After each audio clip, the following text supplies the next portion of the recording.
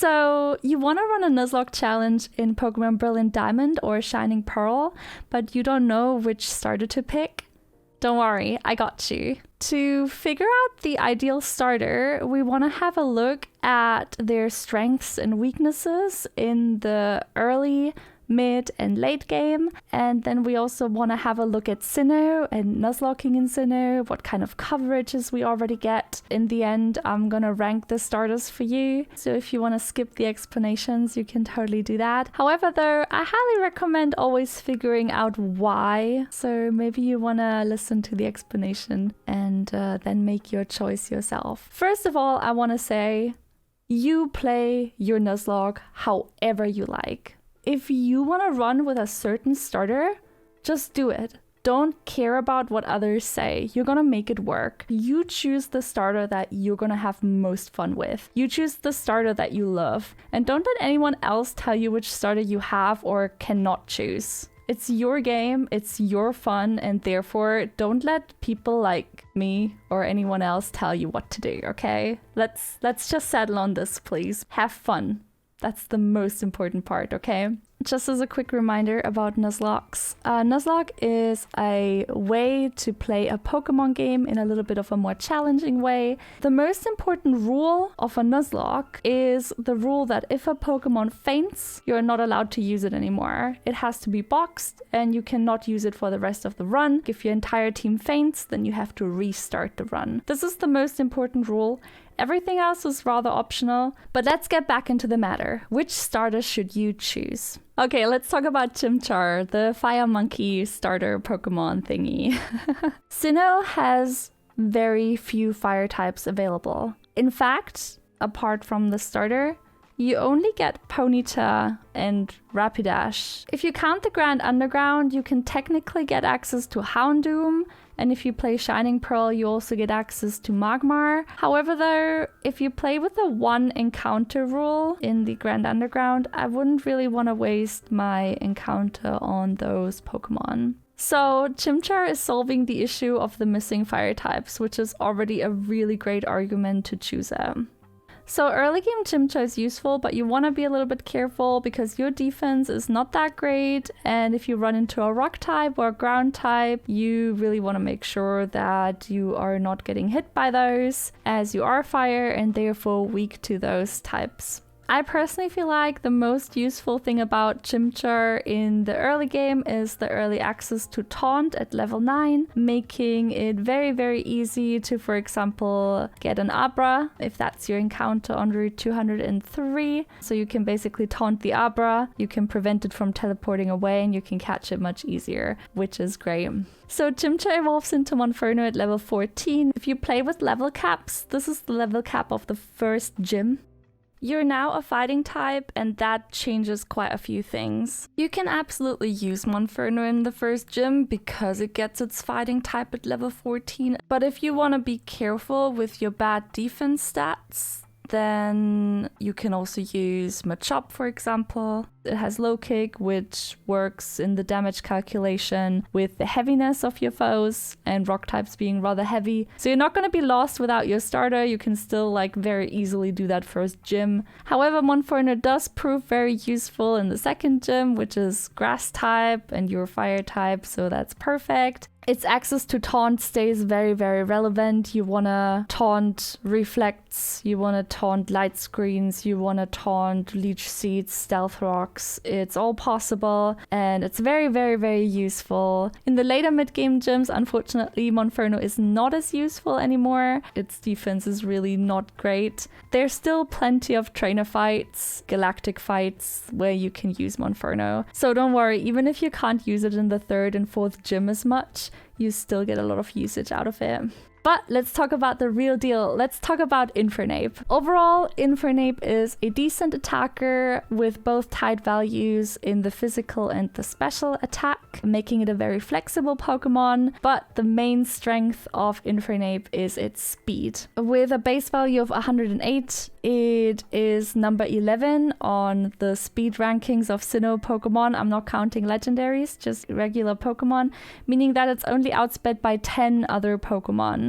The most important part is that you will outspeed 2 Pokemon with a fire weakness in Cynthia's team, which is the Roserade and the Lucario. That also makes Infernape a viable team member when it comes to constructing your team against the Elite Four, which doesn't happen too often with a starter actually. So, Infernape's speed, its type coverage, the really good physical and special attack that make it rather flexible in use are definitely arguments to choose Chimchar as your starter. Its biggest weakness is really defense, which is something you have to deal with. Overall, Chimchar is the best choice for your starter Pokemon in Sinnoh. Okay, let's talk about Turtwig. Turtwig is the grass starter of Sinnoh, and it's a cute little turtle. Grass type coverage is not as bad as the fire type coverage in Sinnoh, but it's not amazing. You do get access to the Rosalia line by catching a Badoo. However, Roserade is going to be a Pokemon you can only obtain later on because you're going to need a shiny stone for it. And you can also only get 1 shiny stone in your main playthrough, meaning that if you decide to get a Togepi in the Grand Underground for a Togekiss, you will not be able to have Roserade. And that's definitely a factor to keep in mind because Togekiss is actually a very, very, very decent Pokemon to have on your team. So you really have to make a decision there. The only other grass type encounters you can get are rather rare honey tree encounters like Cherubi or Burmy that evolves into Wormadam, which can theoretically have a secondary grass type. There's Carnivine, that's a rare encounter in the Great Marsh, so getting Pokemon there is rather annoying. Later on, you get access to Snover and Abomasnow, which are both grass ice type, so that is the only other grass type encounter that you can definitely get, which makes the coverage a little bit better than the fire coverage, but still not great. Anyway, let's go back to Turtwig. Turtwig is actually really, really decent in the early game. It's going to help you a lot against Roark, because Roark has Geodude and Onix, which are both rock ground types, and therefore with your grass typing you have 4 times strength against them, so you're gonna take them out rather easy. Together with Machop, it should be very, very safe. At level 18, you evolve into Grotle. Something very important for Grotle is that you get access to Curse, which is a setup move that decreases your speed, which doesn't really matter because you're already very slow, but it does increase your physical attack and your physical defense, both stats of which Grotle has a lot of. So this is bulking up your Mon, and it really makes it sustain on the battlefield for a very long time, which is really, really important in Nuzlocke. Sometimes you really need a tanky Pokemon that can just stay out there and take the hits. It's a very useful move pool for Nuzlocks, especially then also in combination with Absorb and Mega Drain. In addition to the grass type, Torterra, your 3rd evolution, is gonna get the ground typing. You get access to Earthquake, which is a very, very strong ground type attack. You also get access to Leech Seed, which is amazing because you can set up the Leech Seed and your Pokemon are getting heal over time. Again, going into that sustain. It's overall just a really, really great bulk up and sustain Pokemon that proves really useful in Nuzlocke just because it has access to all those moves.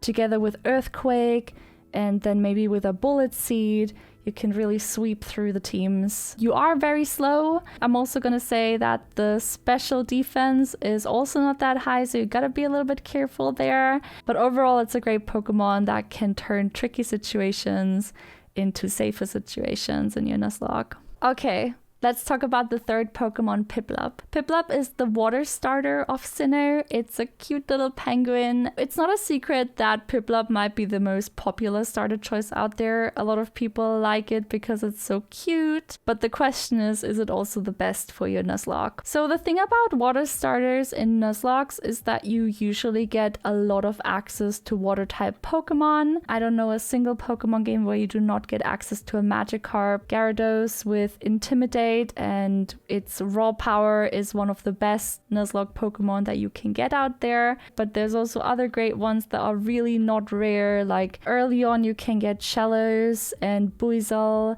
you get access to the Magikarp as I said, you get Quagsire, Tentacruel, Pelipper, you can get Octillery, you can get Whiscash, you can get Crawdon, you can get Golking, you can get Mantine. It's just a very, very long list of water type mons. Taking a water type is just a less ideal choice.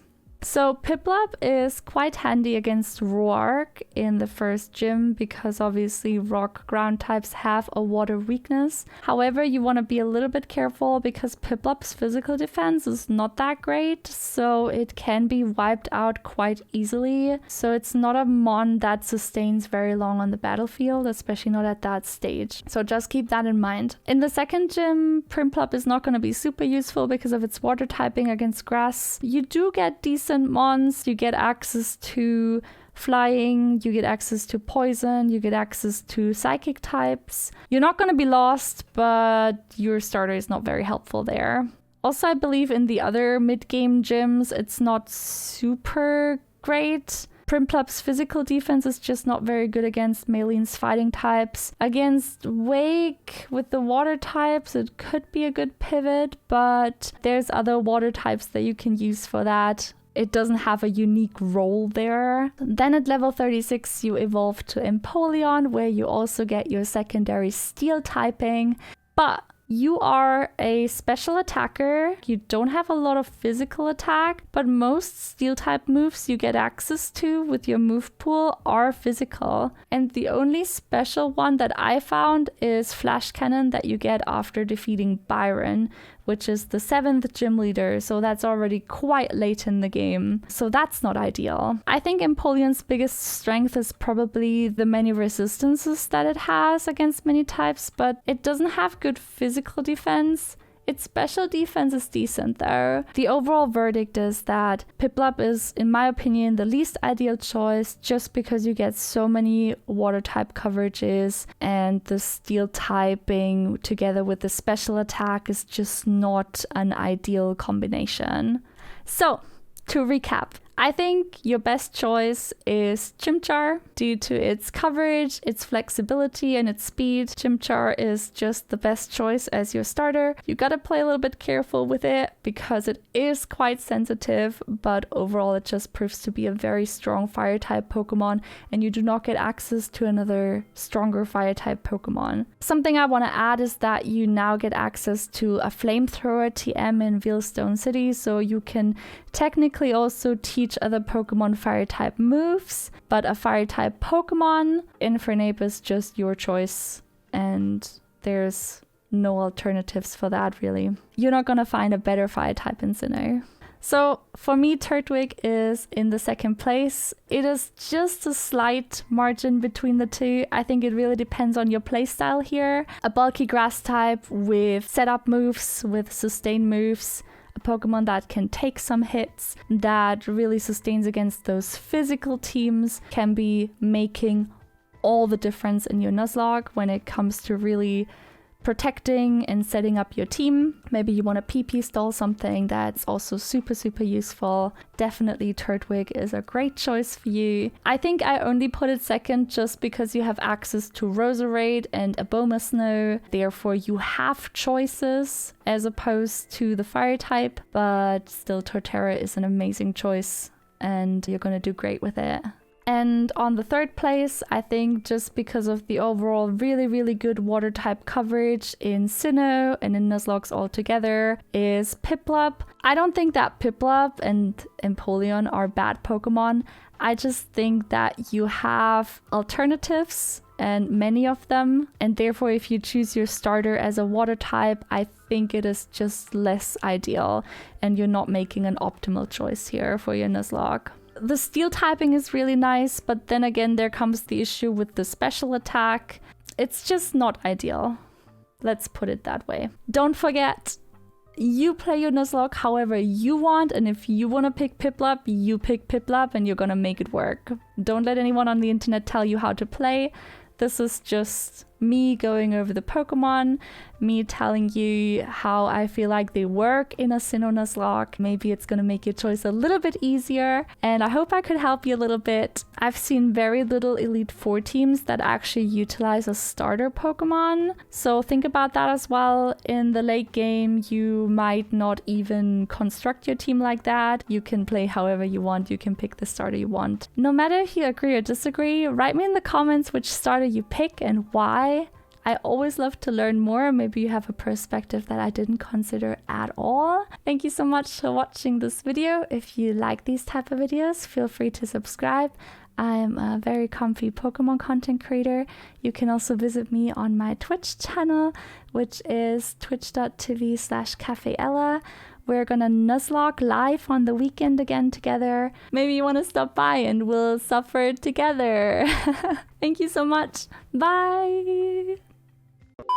Hey, do you want to... The most common other rule that I encountered is that you only get the first encounter on each route that you encounter. If I say encounter again, that was a lot of encounters in one sentence, okay. Burmy or grass cloak Wormadam thing.